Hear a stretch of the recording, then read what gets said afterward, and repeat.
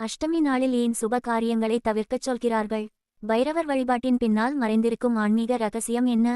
அஷ்டமி நாளில் திருமணம் செய்யாதே, புதிய தொழில் தொடங்காதே, வீடு கிரகப்பிரவேசம் வைக்காதே, இப்படி நம் வீட்டு பெரியவர்கள் சொல்லி கேட்டிருக்கிறோம். ஆனால் அதே நேரத்தில் அஷ்டமி என்பது பைரவருக்கு மிகவும் உகந்த நாள், அந்த நாளில் வழிபட்டால் துன்பங்கள் விலகும் என்றும் கூறப்படுகிறது.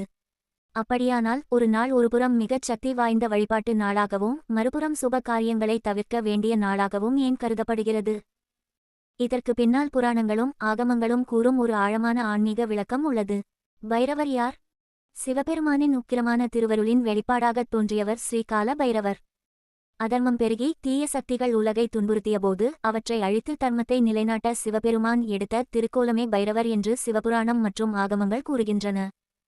பைரவர் வெறும் உக்கிரத் தெய்வம் மட்டுமல்ல, அவர் பக்தர்களை காக்கும் காவல் தெய்வம்.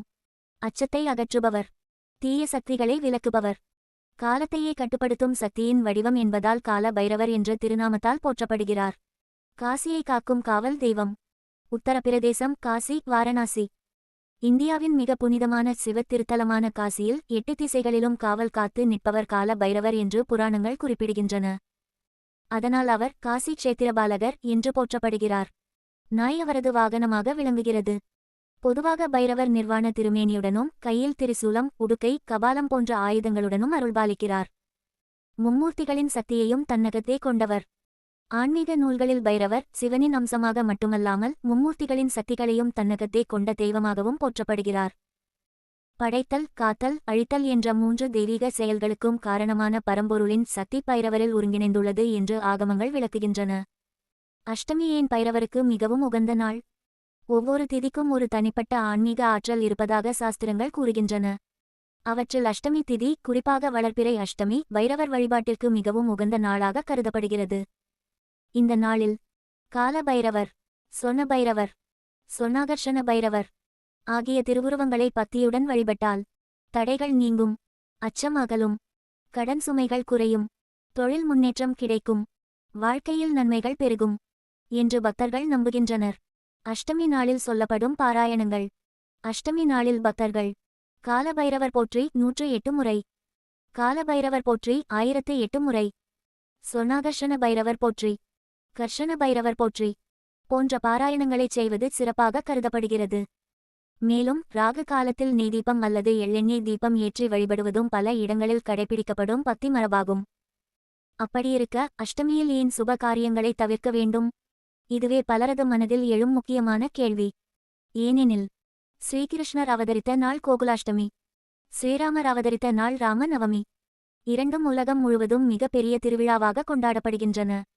அப்படியானால் அஷ்டமி, நவமி நல்ல நாட்களா அல்லது தவிர்க்க வேண்டிய நாட்களா? அஷ்டலட்சுமிகளின் வழிபாட்டோடு தொடர்புடைய ஐதீகம். இந்த கேள்விக்கான விளக்கமாக ஒரு பழமையான புராண ஐதீகம் சொல்லப்படுகிறது. உலகில் உள்ள உயிர்கள் வாழ்வதற்கு தேவையான செல்வம், தானியம், தைரியம், சந்தானம், வெற்றி, கல்வி, வளம் போன்ற அனைத்து நன்மைகளையும் அருள்புரிபவர்கள் அஷ்டலட்சுமிகள். அவர்கள் ஆதிலட்சுமி, தனலட்சுமி, தானியலட்சுமி, கஜலட்சுமி, சந்தானலட்சுமி, வீரலட்சுமி, தைரியலட்சுமி, விஜயலட்சுமி, வித்யாலட்சுமி என்ற 8 திருவுருவங்களாக போற்றப்படுகின்றனர். மனித வாழ்க்கைக்கு தேவையான அனைத்து வளங்களும் இவர்களின் அருளாலேயே கிடைக்கின்றன என்பது ஆன்மீக நம்பிக்கை. பைரவரை வணங்கும் அஷ்டலட்சுமிகள். பழமையான ஐதீக கதைகளின்படி இந்த அஷ்டலட்சுமிகளும் சொர்ண பைரவரை வழிபட்டு அவரது அருளின் மூலம் தங்கள் தெய்வீக சக்திகளை புதுப்பித்து உலக மக்களுக்கு அருள் வழங்குகின்றனர் என்று கூறப்படுகிறது. அந்த வழிபாடு நடைபெறும் நாளாகவே அஷ்டமி திதி கருதப்படுகிறது. அதனால் அந்நாளில் அஷ்டலட்சுமிகள் தாங்களே வழிபாட்டில் ஈடுபட்டிருப்பதால் திருமணம், கிரகப்பிரவேசம், யாகம், ஹோமம், புதிய தொழில் தொடக்கம் போன்ற மங்களகரமான நிகழ்வுகளை தவிர்ப்பது நல்லது என்று பாரம்பரிய நம்பிக்கை உருவானதாக கூறப்படுகிறது. இதை எப்படி புரிந்து கொள்ள வேண்டும்? இந்த கருத்து ஒரு புராண ஐதீக விளக்கம் என்பதை நினைவில் கொள்ள வேண்டும். அனைத்து இந்து சமய மரபுகளும் இதை ஒரே விதமாக பின்பற்றுவதில்லை.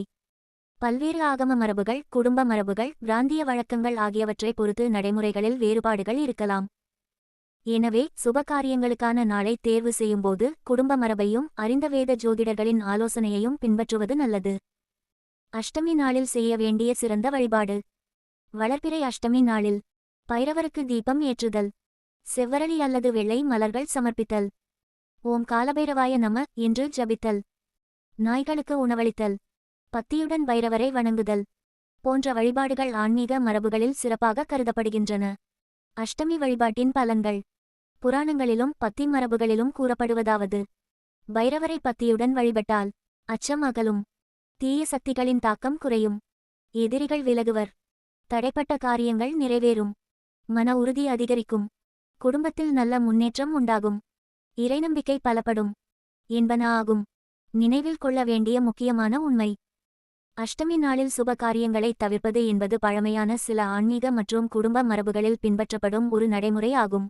இது அனைத்து சமய பிரிவுகளிலும் ஒரே மாதிரியாக கடைபிடிக்கப்படுவதில்லை. ஆனால் பைரவர் வழிபாடு மன தைரியம், இறைநம்பிக்கை மற்றும் ஆன்மீக ஒழுக்கத்தை வளர்க்கும் ஒரு சிறந்த வழிபாட்டு முறையாக பல நூற்றாண்டுகளாக பக்தர்களால் போற்றப்பட்டு வருகிறது. ஸ்ரீகால பைரவர் போற்றி.